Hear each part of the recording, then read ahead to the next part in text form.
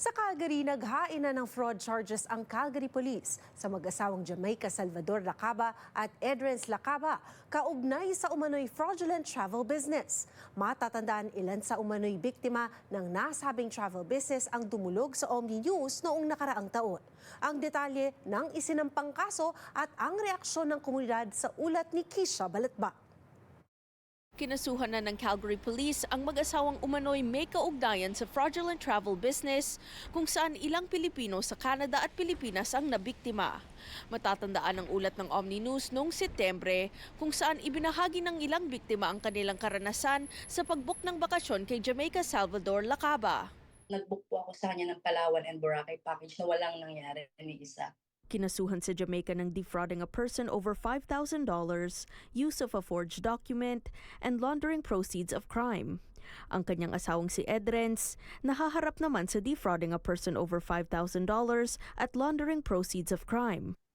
We're surprised and we're happy that at least there's a result, and we didn't know that Calgary Police is actually doing something, and now this is good news for us.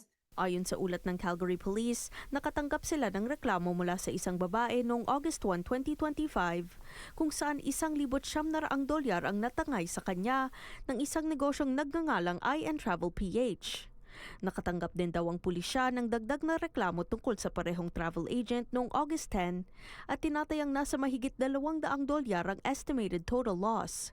Sa mga nagreklamo, 4 raw ang nakatira sa Calgary at sa kabuuan nawalan ng $17,000.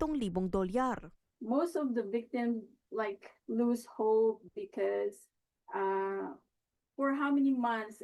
I started the complaint July 28th. So it's more than 6 months, right? So, and there's nothing. Tinignan daw ng pulis ang financial data na kaugnay sa I&Travel PH business at naniniwala ang mga investigador na ginamit ang bank account ni Edrens para sa fraudulent transactions at money laundering.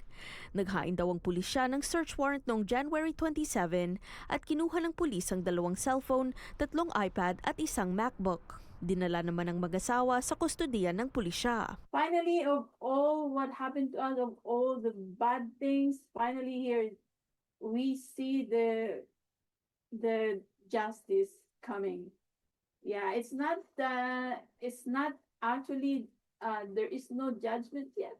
It's still on process, but at least we're at the door, we're almost there. Nakatakda ang pagharap ng mag-asawang Lacaba sa korte sa April 7.